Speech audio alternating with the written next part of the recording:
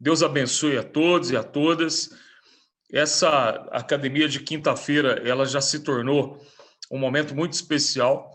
E eu comentava com o Adonias, nós idealizamos aí um novo momento aqui para as nossas aulas, onde a gente vai tratar mais da parte de ciências políticas, onde nós vamos tratar também de assuntos inerentes à formação econômica, para cada dia mais nós trazemos questões sólidas de formação, até para que vocês que hoje estão na vida pública, alguns aqui atuando como vereadores, vereadoras, prefeito, e outros que foram candidatos e pretendem também participar ativamente como lideranças políticas na sua cidade, terem uma formação sólida, consolidada, que faz total diferença no parlamento. E quando a Adonias me convidou para estar aqui, eu disse para ele que, como primeiro tema, eu gostaria de tratar da Fratelli Tutti, da encíclica do Papa Francisco, que ele chama de amizade social, até mesmo para a gente fazer uma boa provocação naquilo que o Papa nos chama a refletirmos nesse período que nós vivemos. E aí eu queria partir de uma questão muito importante, muito interessante, que nós sempre batemos na tecla nesse mandato. E ao mesmo tempo, discutimos isso em várias esferas, em várias instâncias. O século XX é um século que deixou uma série de lições para a história. Entre essas lições, o século XX foi marcado por uma polarização ideológica, econômica, onde se tinha de um lado o socialismo e se tinha de outro o capitalismo.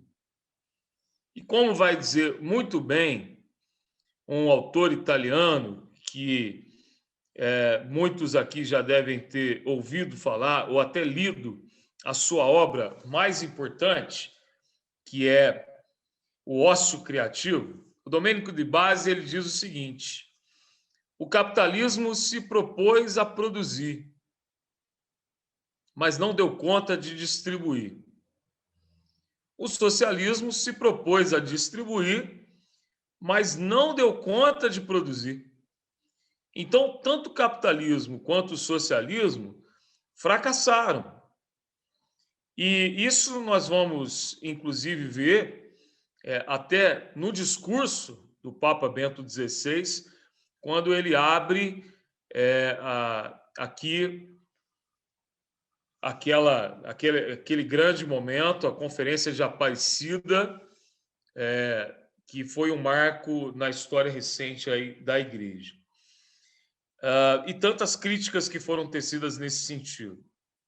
Ao mesmo tempo, o século XX ele deixou uma outra história, aliás, uma outra lição para a história.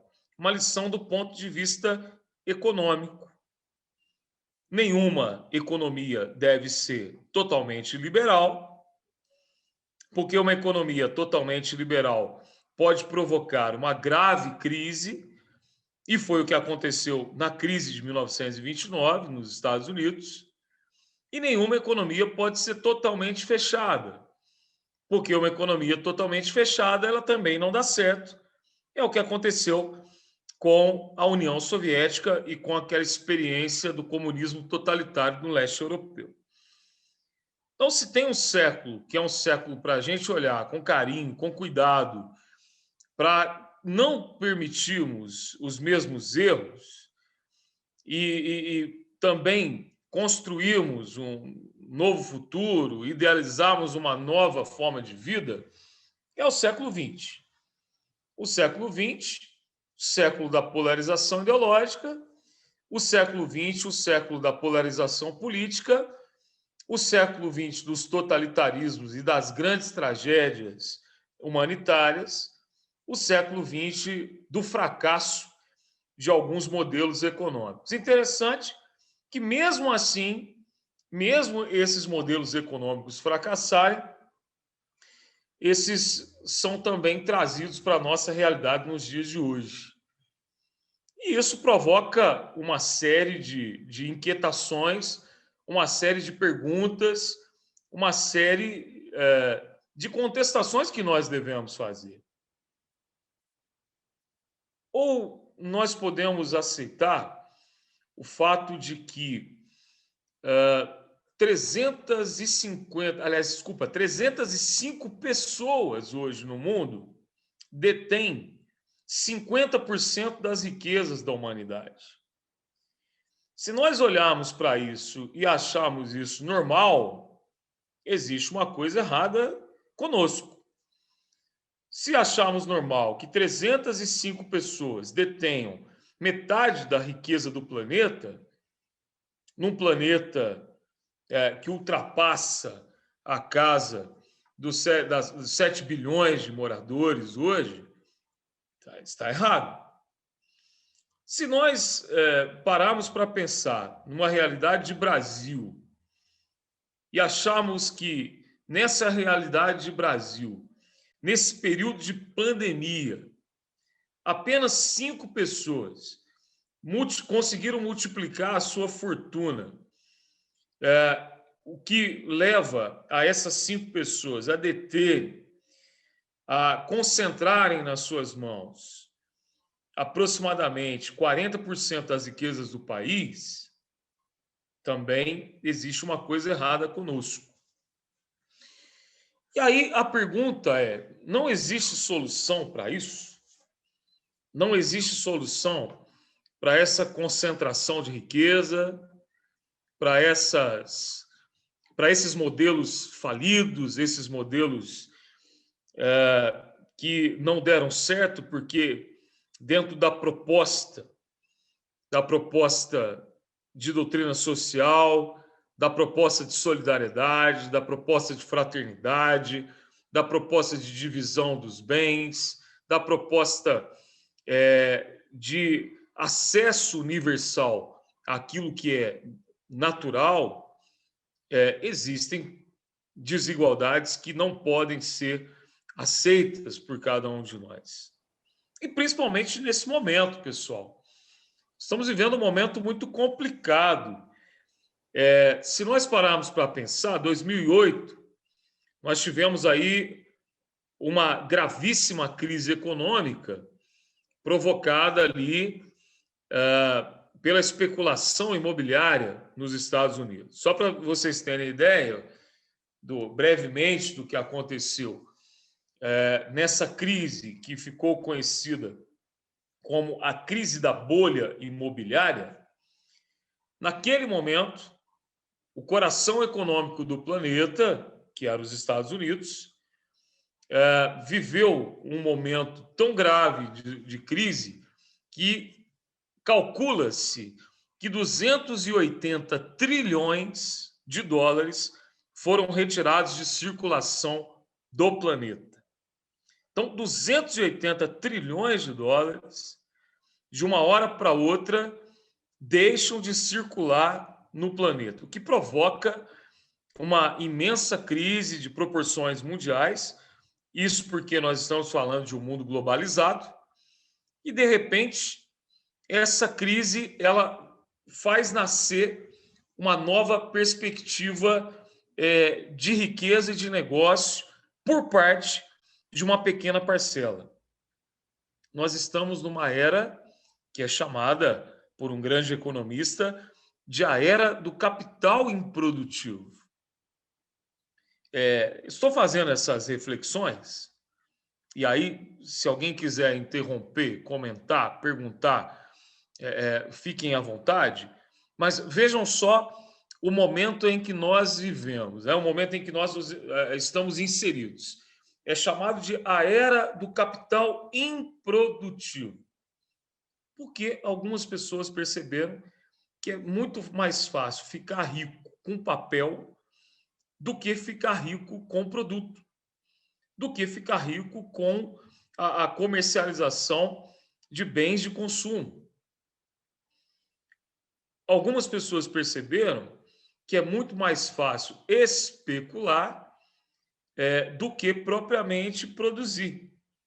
Então, esse momento é chamado, assim, então, de capital improdutivo, a era do capital improdutivo.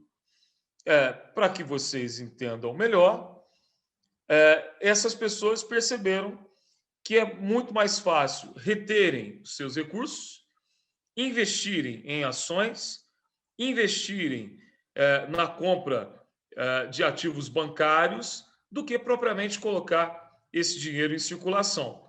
O que provoca o aumento da miséria, o aumento da pobreza, o aumento do desemprego, o aumento, inclusive, daquilo que está acontecendo no mundo e chegou ao Brasil, que é a chamada informalidade, ou um nome que eu gosto, uberização do trabalho, ou uberização das relações trabalhistas. Pessoal, vejam só que momento que nós estamos vivendo. Então, estou refletindo o contexto histórico, o momento do ponto de vista econômico, do ponto de vista também do aumento da miséria, da pobreza e o aumento da informalidade, que tem que ser, para nós, uma reflexão bem importante, bem profunda.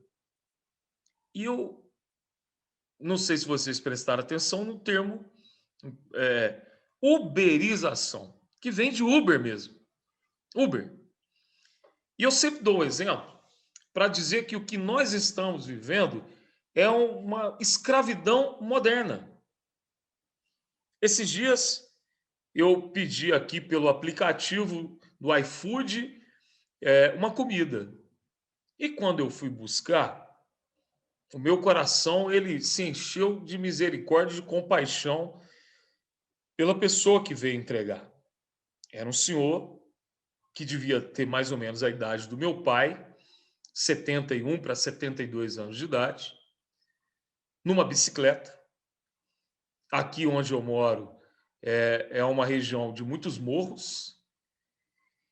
E aquele senhor, já com o rosto cansado, talvez de ter feito várias entregas durante o dia, saiu e, na sua saída, ele me deixou fazendo a seguinte reflexão. Que momento complicado nós estamos vivendo. Esse senhor, ele entregou para mim uma comida que veio de um restaurante através de um aplicativo. E vejam só por que é uma escravidão moderna. Ele não tem vínculo trabalhista com o restaurante,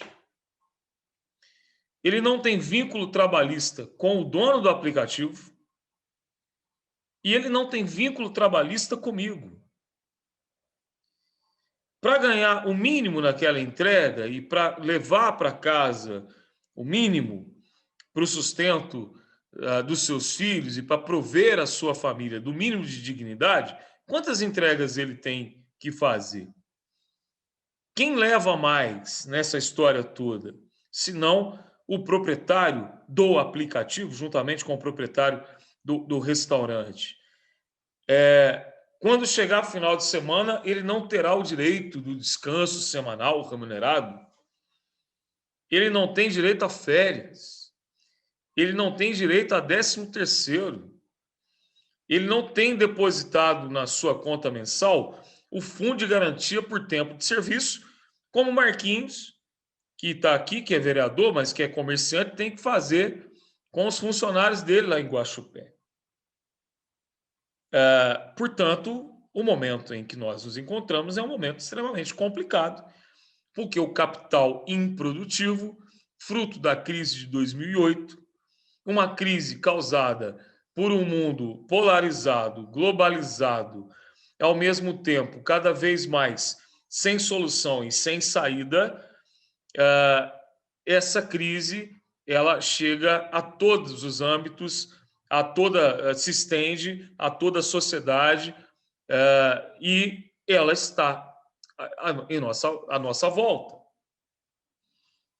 De repente, então, como eu dizia, a pergunta que nós devemos fazer: não há solução para isso? Não existe meios para se mudar e se transformar essa realidade tão cruel e tão dura, acentuada ainda mais por essa crise sanitária causada por essa terrível pandemia, por essa peste silenciosa que nos assola, nos assombra, nos assusta e leva, inclusive, pessoas que nós amamos e pessoas que nós conhecemos? É aí, então, iniciando a nossa reflexão com essas inquietações, é que eu quero dizer que, no meio de tudo isso, aparece um Papa, e esse Papa, ele não só se transforma em uma grande referência religiosa, como ele é, e como é a função necessária de um Papa, mas ele se apresenta também como um grande líder político e como alguém que traz um novo pensamento econômico como solução para esses problemas. E aí, de forma muito concreta, esse Papa ele escreve duas obras, duas encíclicas. Uma primeira que tem como centro a humanidade do ponto de vista da natureza, que é Laudato Si. Já que tudo isso que nós estamos falando também nos leva a perceber que boa parte dessa crise, que boa parte dessas situações, elas estão inseridas exatamente em um contexto de degradação ambiental, em um contexto de desrespeito à natureza, em um contexto de consumo exacerbado, onde esse Papa faz a seguinte reflexão: o consumo ele tem sido infinito, mas os bens naturais eles são finitos. Que planeta nós deixaremos para as gerações posteriores? O que os nossos netos colherão a partir dessa geração que é a nossa, que não se preocupa em preservar aquilo que é chamado de bem natural? Laudato Si faz uma reflexão exatamente sob o ponto de vista desse consumo que tomou conta da humanidade, inclusive que tomou conta de nós. Quem disse que eu tenho que trocar de carro a cada 80 mil quilômetros ou 60 mil quilômetros? Por que essa exigência mercadológica? Por que reformar anualmente, ou de 2, de 3 em 3 anos, de 4 em 4 anos, que seja a minha residência? Por que comprar, comprar, comprar, comprar, comprar? E por que, inclusive, as coisas se tornaram tão descartáveis? Essa é uma reflexão que não está na encíclica, mas é uma reflexão que a encíclica nos leva a fazer. Eu me lembro, pessoal, eu devia ter os meus 9 para 10 anos de idade, e na minha casa tinha uma geladeira amarela da Frigidaire. Eu não sei se vocês lembram disso. Quem se lembrar disso aqui é porque tem mais de 35 anos, com certeza. E eu me lembro que, certa vez, chega na minha casa, embalado, com um laço de fita vermelha em volta, uma geladeira frost free, com o freezer em cima, geladeira embaixo. E por que eu estou dizendo isso? Porque eu me lembro do meu pai virando para minha mãe e dizendo assim: olha, se essa geladeira ela durou 20 anos, essa aqui vai durar mais uns 15, 20. Quanto que a gente pode falar isso de um aparelho televisor, mesmo de um refrigerador ou de qualquer outro aparelho que a gente compra. Nada é feito para durar mais.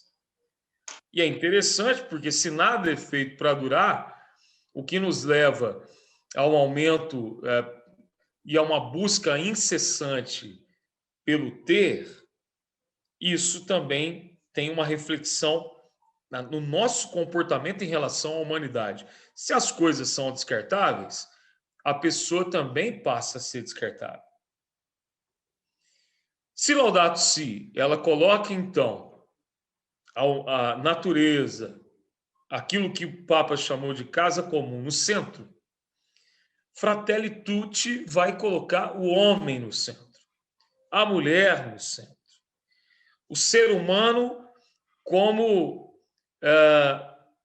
o eixo central de toda a criação, mas para que esse ser humano consiga sobreviver a esse mundo selvagem, a esse mundo de desigualdade, de concentração de riqueza, de degradação ambiental, de descartabilidade da pessoa humana, de uberização do trabalho, de tantas e tantas situações de ódio e de distanciamento entre as pessoas. Eu não estou falando de distanciamento social por conta da pandemia, estou falando de distanciamento no comportamento. É uma coisa muito doida, né? Se a gente imaginar a situação. As pessoas elas se tornaram individualistas, mas ao mesmo tempo elas perderam a individualidade. As pessoas se tornaram egoístas, mas como é fácil entrar no universo das pessoas. Tem gente que até na hora de ir no banheiro posta nas suas redes sociais: vou dormir. E aí a gente já sabe que hora que a pessoa vai dormir. Vou em tal lugar. Ou como aconteceu em Varginha, a família postou no Facebook: estamos indo para o Melão assistir ao jogo do Atlético Mineiro contra a Caldense na final do Campeonato Mineiro.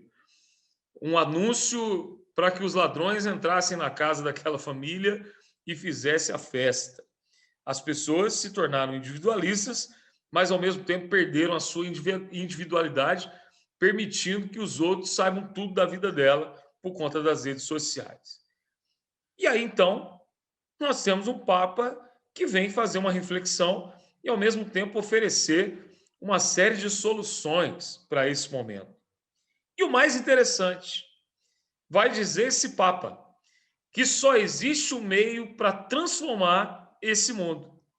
Só existe um instrumento legal, ético, moral, para fazer com que as coisas elas sejam transformadas e que volte à normalidade dentro daquilo que Deus sonhou e pensou para a humanidade. Que instrumento é esse? A política. A política. É isso mesmo que vocês estão ouvindo. A política. Não se dará nenhuma transformação, não ocorrerá nenhuma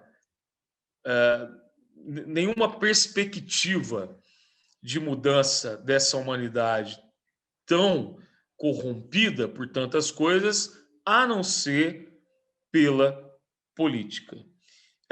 Pessoal, alguém tem alguma pergunta, alguma colocação? Então, tranquilo até aqui? Pessoal, alguém tem alguma pergunta? Se quiser, só abrir o microfone, viu? Acompanhando o raciocínio, a gente vai falando aqui, né? E olha, eu não cheguei ainda na Fratelli Tutti, tá? É só uma introdução aqui. Mas se alguém quiser fazer uma colocação, me ajuda, gente, porque aí dá tempo de respirar aqui. Ô, Cleito, até para que você possa respirar, eu estou puxando aqui o capítulo 5 da Fratelli Tutti, tem como título A Política Melhor. Interessante, porque o Papa, olha só, o popularismo do Papa Francisco se contrapõe ao populismo. Como é que você coloca como é que você vê essa expressão do Papa? Eu ia chegar aí, Adonis, mas eu já adianto, porque eu falo assim, para mim, Ô, gente, eu vou falar para você, assim, vou confessar uma coisa aqui. Francisco roubou meu coração, porque eu achava que eu jamais admiraria um Papa como um dia eu admirei João Paulo II. Cada Papa, cada líder da igreja tem a sua história, a sua especificidade, mas Francisco, ele é diferenciado. Deixa eu até pegar um negócio aqui para vocês, quer ver?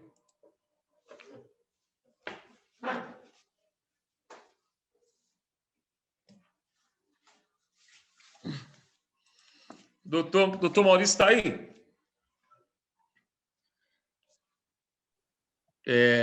Gente, eu sou apaixonado nesse cara aqui. Ó.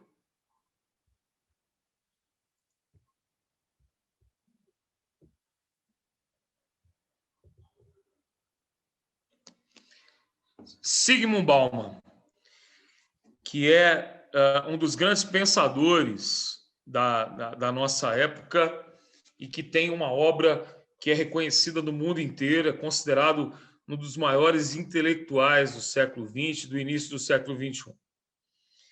E quando eu estava no hospital, eu estava lendo muito, estava tendo tempo, né?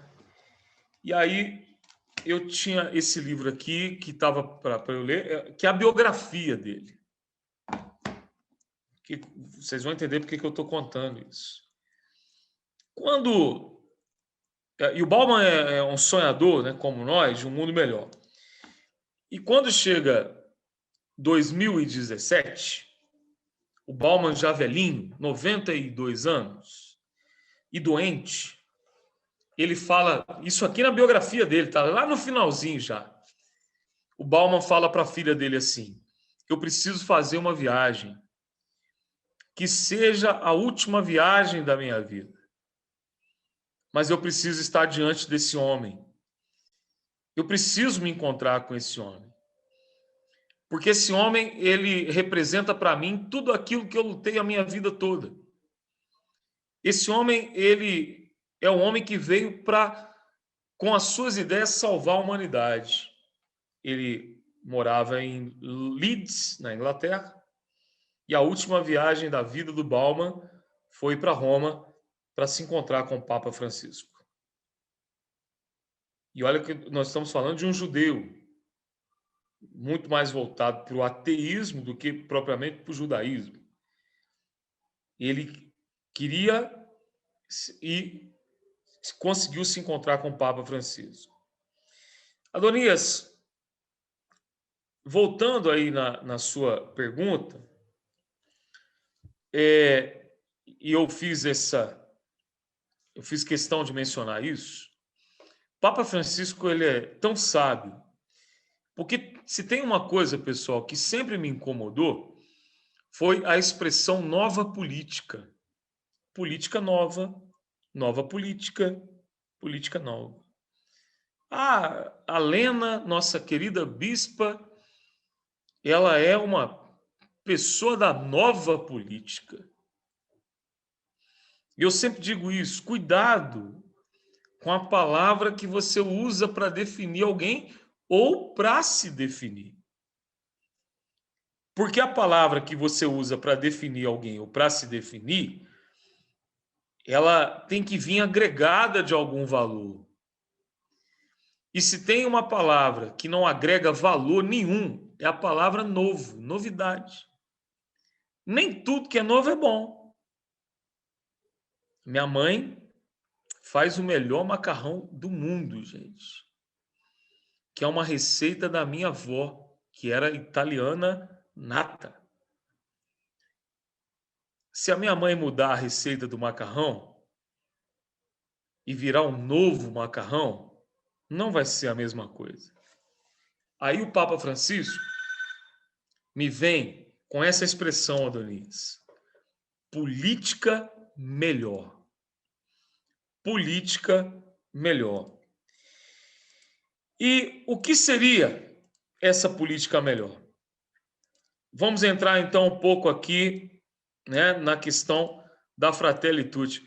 Ô, gente, eu vou falar uma coisa para vocês.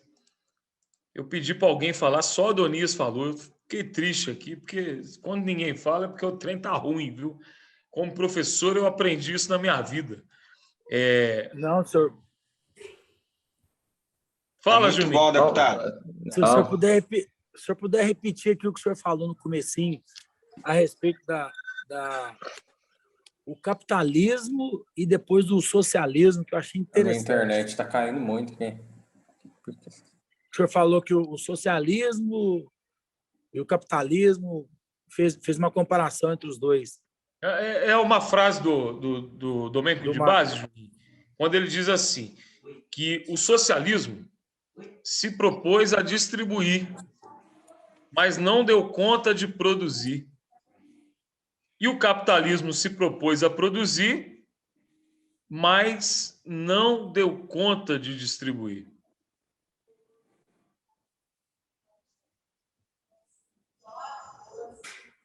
Fantástico, certo? E outra coisa também que eu disse do ponto de vista econômico, nenhuma economia pode ser totalmente liberal, portanto, a visão do Paulo Guedes é uma visão totalmente ultrapassada. Nenhuma economia pode ser totalmente fechada. Portanto, boa parte dos governos do PT cometeram também esse erro.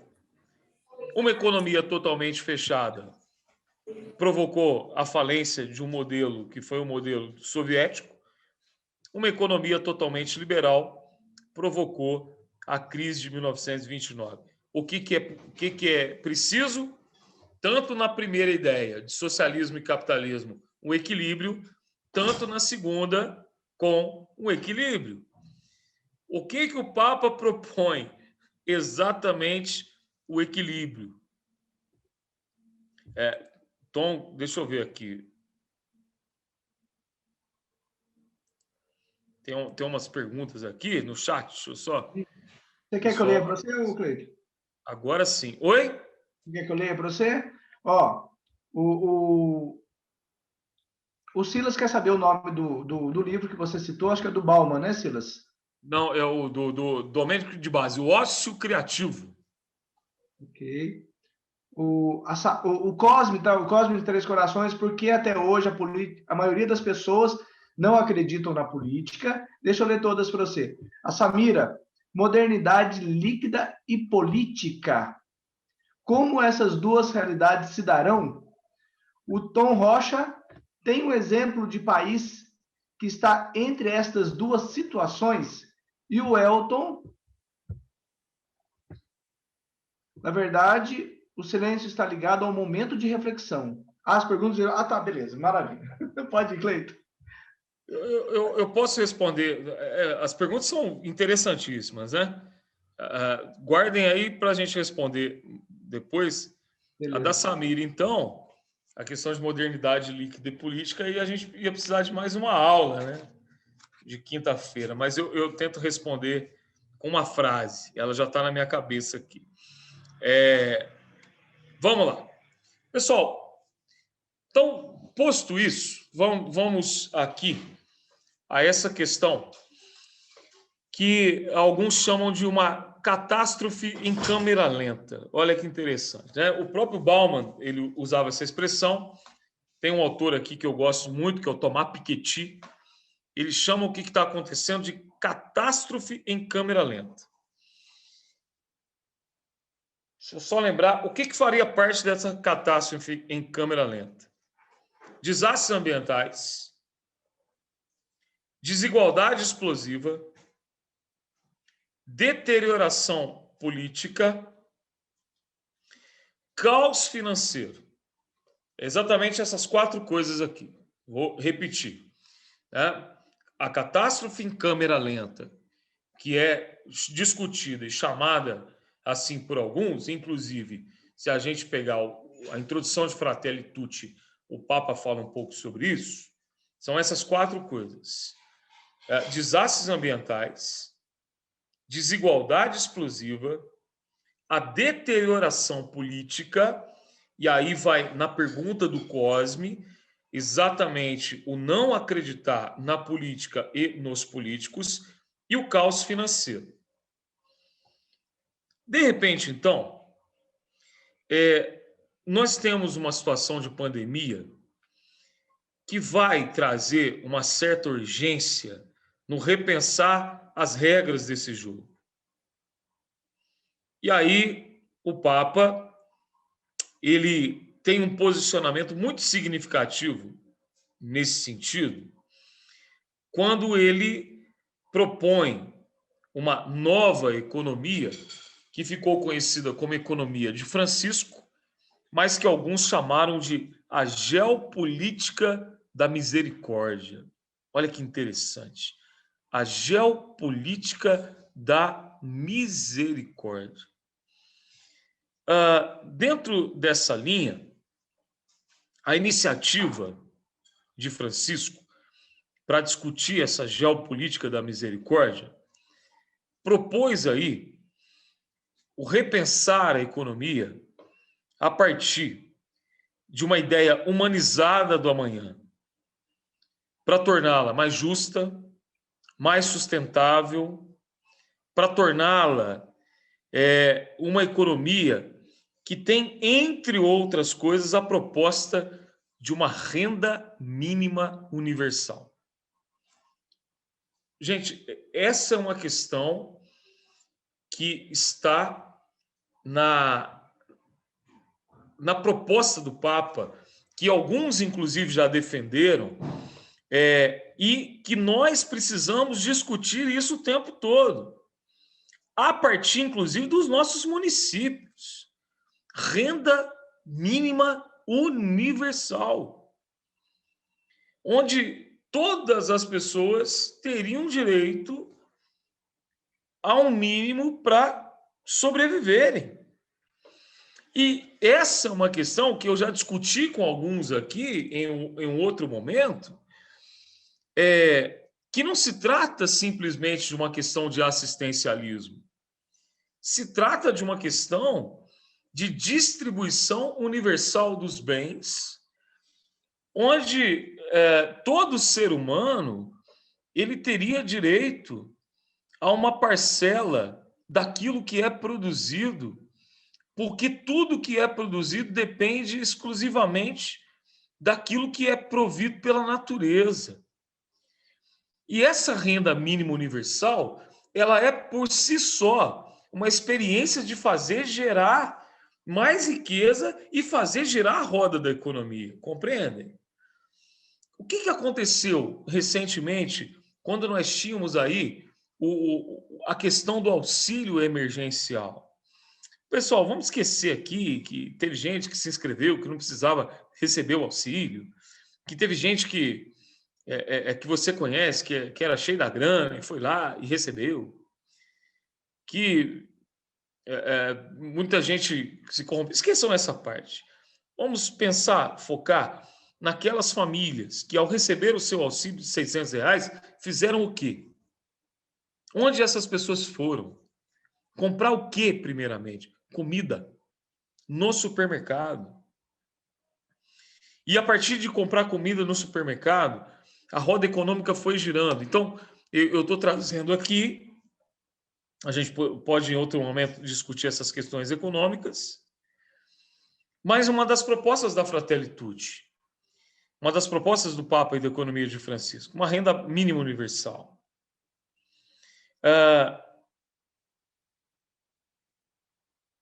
Exatamente, Argemira. É isso mesmo. A renda mínima universal geraria o chamado capital de giro. Dentro da Fratelli Tutti, há uma reflexão onde o Papa ele estabelece o seguinte: a economia ela é um princípio que deve servir para vivermos melhor. A economia deve estar a serviço do ser humano e não o ser humano a serviço da economia. Uma economia a serviço do bem comum implica que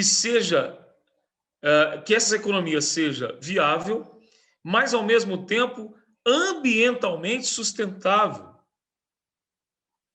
O grande desafio, pessoal, nesse sentido, não é o de falta de recursos. Eu anotei um dado aqui, só para vocês terem ideia.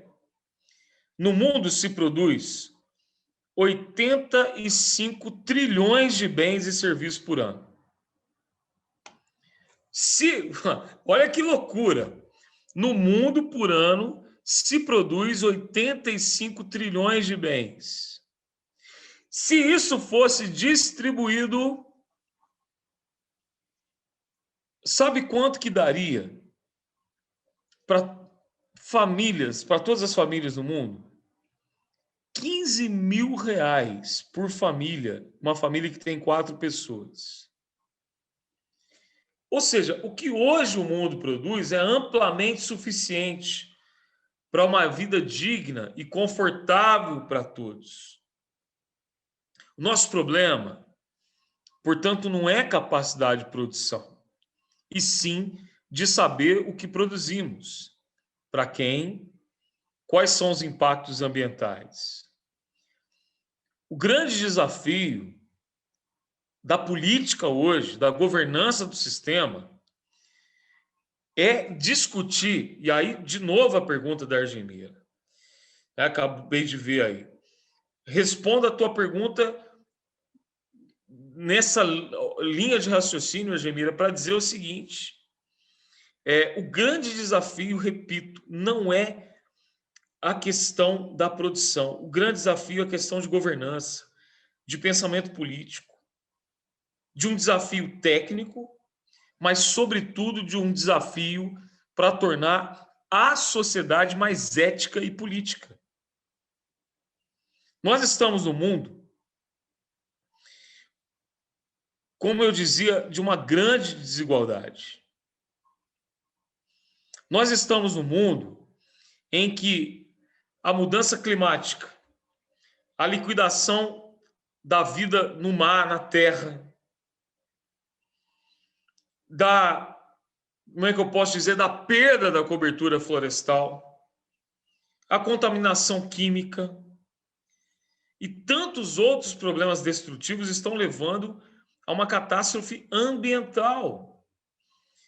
E junto dessa catástrofe ambiental, dessa desigualdade, nós precisamos enfrentar com ideias, a partir das câmaras municipais, eu sempre digo isso, de democratização da economia, da redução do ritmo da base de destruição natural da nossa sobrevivência. Pessoal, é diante disso que a natureza da solidariedade fraterna e a sua real capacidade de mudar o mundo aparece, então, como um tema na Fratelli Tutti. E aí, a Fratelli Tutti, ela se concentra, ela se centra em uma grande provocação. Uma das grandes provocações de Jesus. Uma parábola que é a parábola do bom samaritano. A história de alguém que saiu de Jerusalém em direção a Jericó e, de repente, no caminho, ele acaba se tornando alvo ali dos assaltantes e ele é deixado à margem, ali todo machucado. Passa o sacerdote, passa o levita, e ninguém olha para aquele samaritano. Aliás, ninguém olha para aquele homem até que passa um samaritano, um estrangeiro. O cenário ele é muito interessante, porque é um cenário teológico. Quem vai de Jerusalém a Jericó, quem passa por aquele caminho, necessariamente está indo ao templo. O que adianta ir ao templo? O que adianta rezar? Orar? O que adianta frequentar um lugar de oração, sendo que eu não tenho sensibilidade nenhuma com aquele que está caído, machucado, mesmo que esse seja um estrangeiro? E aquele homem é cuidado por um samaritano, que seria o mesmo aí, imagina você machucado, caído, e aquela figura que você não gosta, horrenda, hoje, para alguns, a figura do estrangeiro, que vem tomar o meu lugar aqui, ou a figura do travesti, ou a figura do negro, para alguns, né? País extremamente racista. E aí, aquele samaritano, ele dá uma demonstração do que é fazer política na visão do Papa Francisco.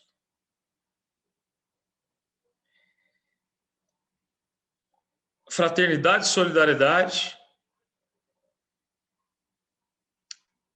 não são apenas para quem faz parte da nossa turma ou tem as mesmas ideias ou as mesmas posições políticas.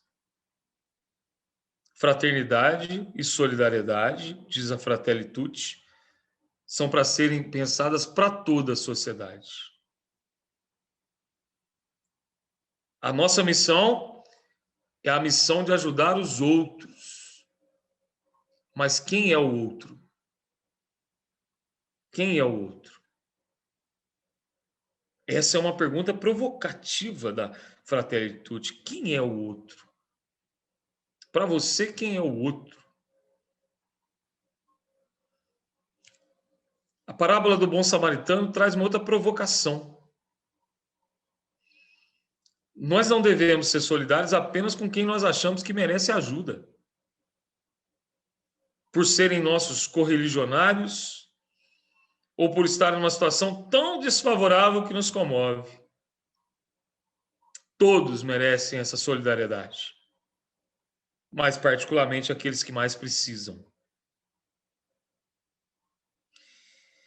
Fraternidade é algo que é intrínseco, está relacionado até à nossa existência, mas é preciso que, através da política, nós possamos criar meios, instrumentos para reconstruir incessantemente a ordem política social, tecido das relações, projeto humano. E a falta de solidariedade, pessoal, ela tem algumas consequências que são, assim, absurdas, como o individualismo. Ou como vai dizer o Papa Francisco, são os sonhos que serão desfeitos em pedaços. Um progresso sem rumo, um mundo sem ideal, no qual os excluídos e os descartados sofrem com as injustiças, com o não reconhecimento de seus direitos, no qual todos se tornam vítimas do medo, da insegurança e da solidão. Eu quero até pedir desculpas pelo que eu vou falar agora, mas até respeitando aqui o pensamento e a visão de cada um. Mas no final de semana, eu refleti muito sobre essa questão: quem é o meu outro? E como que quem está à frente de um mandato político tem responsabilidade sobre o outro? Nós passamos um final de semana sufocante. Está aqui o doutor Maurício, Vanderlei, Adonias, não sei quem mais o mandato está aí acompanhando, Jamil, que eu vi aqui agora, de pessoas pedindo internação, de pessoas ligando, querendo uma vaga numa UTI. Uma senhora de Guapé ligou para mim: professor Cleiton, alguém me passou seu telefone, eu coloquei a minha casa à venda, porque eu preciso salvar o meu marido. Eu sou pobre, mas eu tenho uma casa, é o único bem que eu tenho. Eu estou te falando isso por quê, professor Cleiton? Porque se o senhor não conseguir para mim um hospital público, serve um particular. Eu estou contando a história dessa mulher, que é a história de muitas pessoas. Enquanto a gente estava correndo atrás para tentar salvar essas vidas, o presidente estava andando de moto.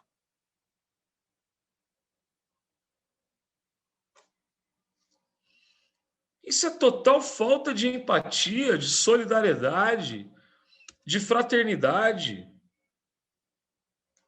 E aí, numa clara visão seguinte, não, eu só falo com o meu público.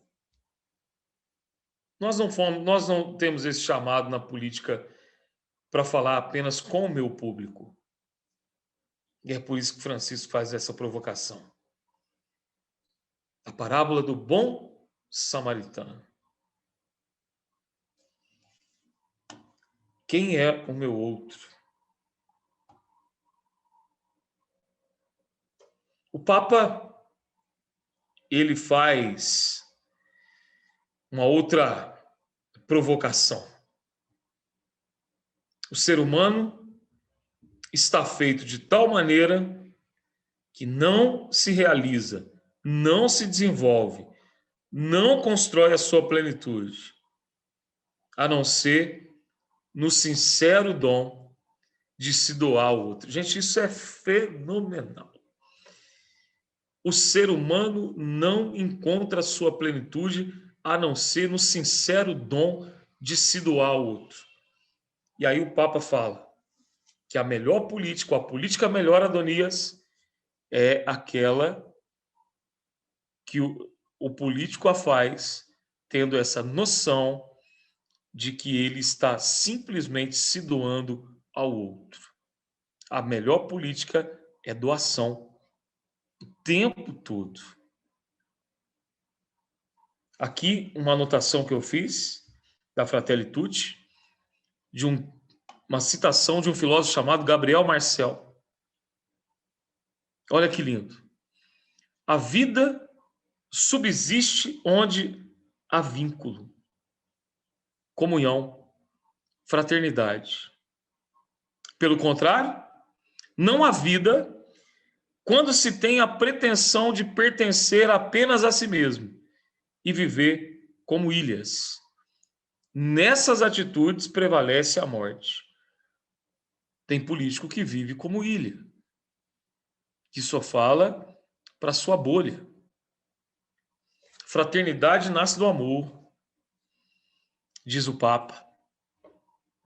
E o amor é inerente a todo ser humano. Mas nós precisamos superar a visão romântica individualista do amor. O amor tem uma dimensão intimista. Mas o coração humano, ele foi feito para abrir-se ao mundo inteiro. Olha o que diz o Papa. Se não me engano, capítulo 4 da Fratelli Tutti. O amor, ele tem uma dimensão intimista, mas o coração humano, ele foi feito para abrir-se ao mundo inteiro. Fratelli Tutti, 68, diz assim: voltemos à questão que perpassa a nossa plenitude. Viver indiferentes à dor do outro não é uma opção de um político. Olha isso. Viver indiferente à dor do outro não é a opção de um político. Quem vive indiferente à dor do outro, não entre na política. Vai fazer mal para si e vai fazer mal para os outros, diz o Papa. Uma outra questão, pessoal, que eu queria refletir, que está na Fratelli Tutti, eu estou aqui fazendo um resumo do resumo dela, tá? E fazendo aqui algumas provocações. Muito mais do que uma aula, hoje é uma provocação. Uma provocação de refletirmos o mundo, uma provocação de refletirmos a nossa realidade, uma provocação de refletirmos sobre a nossa vida e, acima de tudo, por que eu estou na política e por que eu quero ser político. Todo mundo já é político, claro, né? Mas, dentro dessa geopolítica da misericórdia, uma questão provocativa aqui. Uma sociedade organizada a partir do amor e da fraternidade não seria uma ilusão? Estou perguntando. Será que, enquanto os bonzinhos querem construir um mundo baseado no amor, Não seriam os maus que estão construindo um mundo baseado no egoísmo? Se a gente pensar nessa geração, o egoísmo, os maus, prevalecem sobre os bonzinhos. No entanto, se nós olharmos para a história, numa perspectiva de várias gerações, a ideia de uma sociedade mais justa, mais solidária, mais fraterna, ela vai nos dando a esperança de que as relações sociais também, muitas vezes, são moldadas por esse sentimento. Vamos fazer uma comparação aqui. O mundo que o mundo que enfrenta a pandemia do Covid-19 com o mundo que enfrentou a gripe espanhola.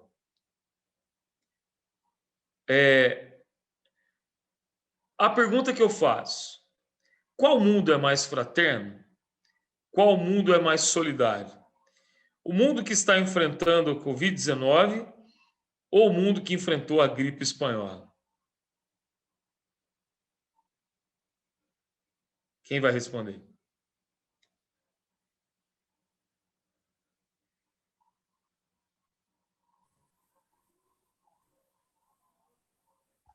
Oi, Vitinho, abre seu microfone, Vitinho. Vitinho, você está sem voz. Bota isso. Vitinho, você está sem som ainda, viu? Isso, pode digitar então.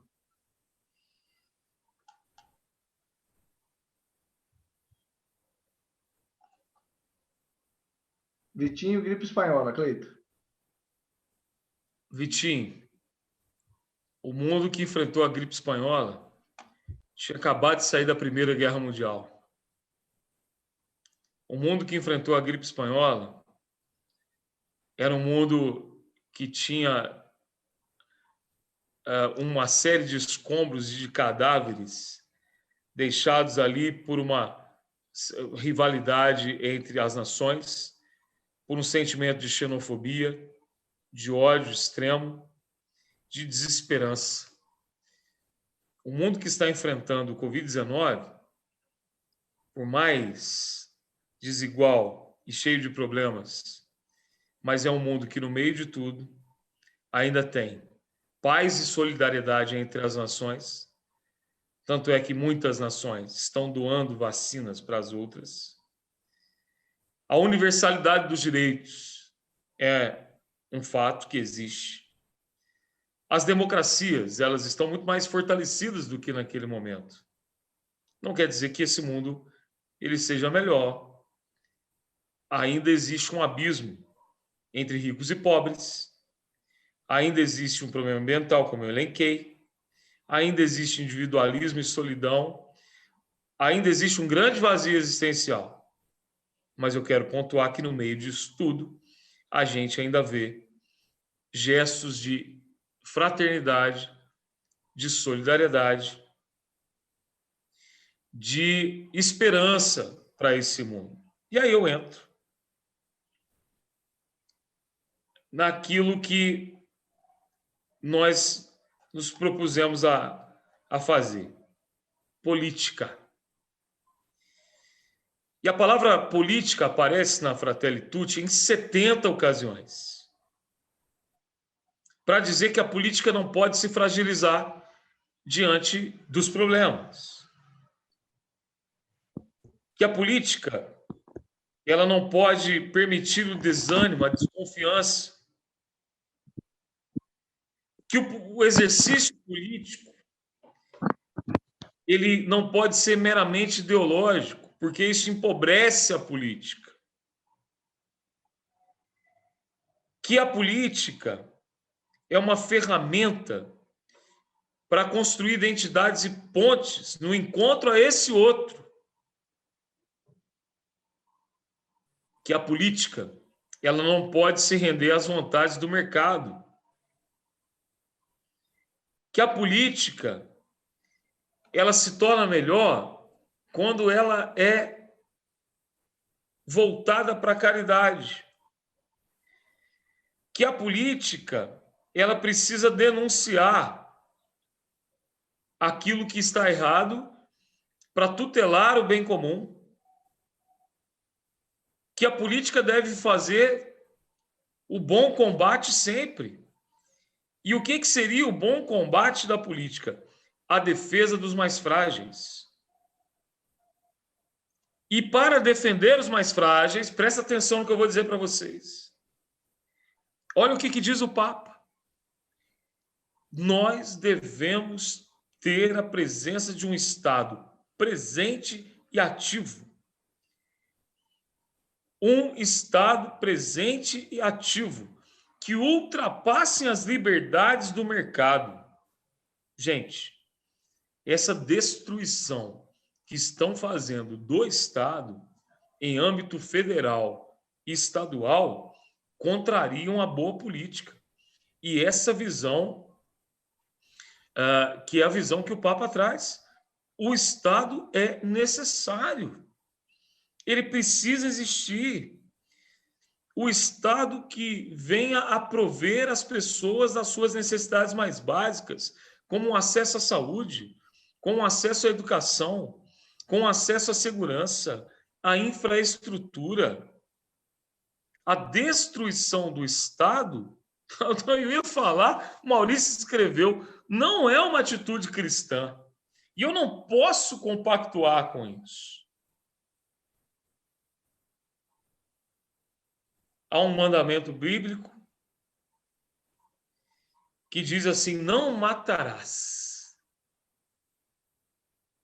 Devemos dizer não a essa economia de exclusão, da desigualdade social, porque essa economia mata.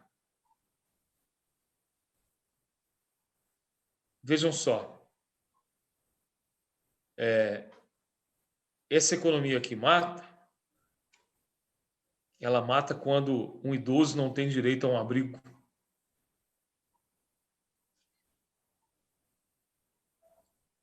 Aí eu faço uma pergunta para vocês. Olha como que uma economia mata. Por que eu me lembrei do idoso que não tem direito a um abrigo? Porque essa noite morreu aqui em Belo Horizonte um senhor idoso morador de rua. A pergunta que eu faço para vocês: qual foi a notícia mais comentada? A morte do idoso sem abrigo ou a queda nas ações da CEMIG após a abertura na CPI, da abertura de CPI na Assembleia Legislativa a pedido do deputado professor Cleito? A queda nas ações. Infelizmente, pouca gente deu importância à notícia do idoso que morreu de frio na madrugada de Belo Horizonte. Essa é a economia que mata. Essa é a economia da exclusão.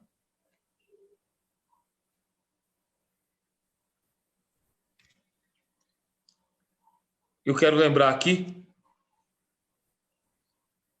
e aí alguns vão se recordar, das palavras do Papa naquele dia em que ele fez aquela oração. Está nas minhas anotações. Estamos todos no mesmo barco. A doença atinge todos, direta e indiretamente. Por isso a doença nos leva a um reajuste da vida. Porque só reajustando a vida conseguiremos juntos. Estamos todos no mesmo barco. Navegamos todos no mesmo mar. Em um navio seguro. As nossas embarcações, elas são frágeis. Às vezes nós confiamos na sorte. A pandemia, ela aumentou o fosso entre ricos e pobres, com o agravante de agora existirem mais pobres do que existir. É por isso que, como políticos, como líderes, formadores de opinião, as palavras como liberdade, democracia, fraternidade não podem vir sem sentido. Enquanto a economia produzir esse descarte, enquanto apenas alguns tiverem direito a essas palavras, liberdade, democracia e fraternidade, o nosso coração precisa se inquietar, pessoal. Quem possui uma parte deve pensar o seguinte: eu preciso administrar em benefício de todos. Esquerda, direita, centro, essas expressões são estreitas e redutoras demais perto do pensamento do Papa. Um Papa que, não sei se vocês sabem, participou do Partido Comunista Argentino, embora nunca tenha sido comunista. Como nunca foi de direita também, como alguns o taxaram. Um Papa que vai dizer que para fazer política melhor,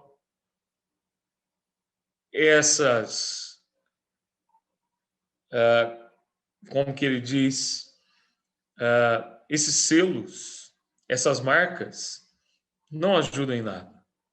O que ajuda é o amor ao próximo, um amor ao próximo realista, que não desperdiça nada, que beneficie os pobres, que não absolutiza o mercado.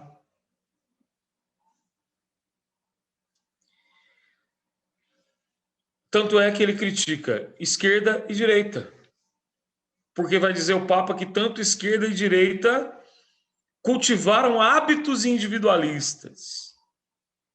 E tanto esquerda e direita, nesses hábitos individualistas, produziram procedimentos ineficazes, porque tanto esquerda quanto direita beneficiaram a poucos. É por isso que, mais do que de esquerda e direita, nós precisamos de uma espiritualidade da fraternidade, com organizações eficientes. Aí, pessoal, tem Adonias e meus amigos e amigas, um trecho da Fratelli Tutti que me faz acreditar que a política é um espaço privilegiado. É um parágrafo que diz assim, até decorei: se uma pessoa precisa atravessar um rio e não sabe nadar, e eu ajudo ela a atravessar a nado, eu estou fazendo caridade. Mas se eu construo uma ponte para aquela pessoa não precisar mais da minha ajuda e passar pela ponte, essa caridade é mais sublime. Se alguém recebe da minha mão uma cesta básica, isso é caridade.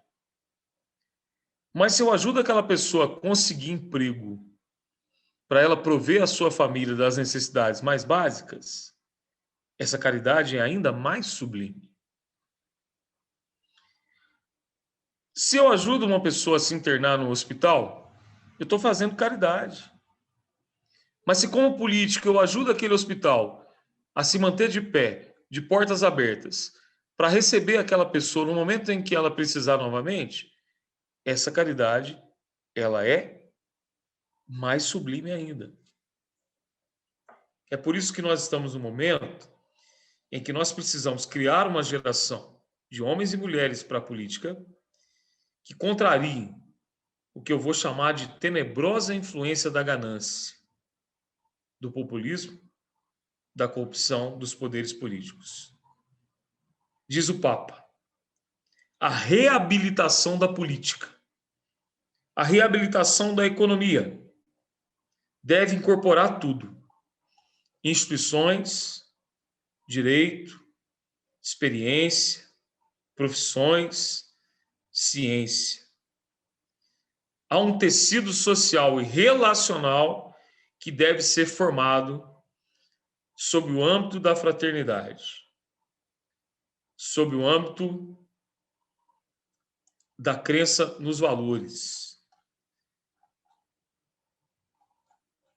Ou, para encerrar essa nossa reflexão de hoje, fazendo aí uma última provocação. Todo texto, como a gente sempre ensinou, ele possui um contexto e um pretexto. O contexto remete ao terreno temporal, espacial. Quem escreve dentro de um contexto tem um pretexto. E aí, vou dizer para vocês, Fratelli Tutti nos remete a um contexto que fica muito evidenciado. Estão no título dos 2 primeiros capítulos. O primeiro capítulo que se chama As Sombras de um Mundo Fechado e o segundo capítulo que se chama Sonhos em Pedaços. E aí fica para nós esse desafio, essa provocação. Como? Através da política, como? Através da minha ação, como? Através da minha missão, nós tirarmos essas sombras desse mundo e, ao mesmo tempo, como transformar sonhos em pedaços em sonhos concretos. Como espalhar a geopolítica da misericórdia nesse mundo tenebroso. Existe solução? Existe saída? Existe perspectiva? E eu vou dizer que sim. Porque a política, como diz o Papa Paulo VI, e o Papa Francisco resgatou, é esse instrumento para se fazer caridade. E a política, ela tem também, muitas vezes, a capacidade de destruir sonhos, de gerar feridas. Mas a boa política, a melhor política, ela pode trazer muita cura. E essa é a nossa missão. Pessoal, eu vou... primeira coisa, essa aula vai estar disponibilizada no canal do YouTube do Deputado no sábado, tá? Às 9 horas da manhã, conforme combinado com todos vocês. O segundo ponto é, eu vou disponibilizar em PDF e vou disparar também, junto com o jornalzinho, uma vez por semana, que devo enviar no domingo, o PDF dos 8 capítulos da Fratelli Tutti também, viu, Cleiton? Eu acho que vai ser muito legal.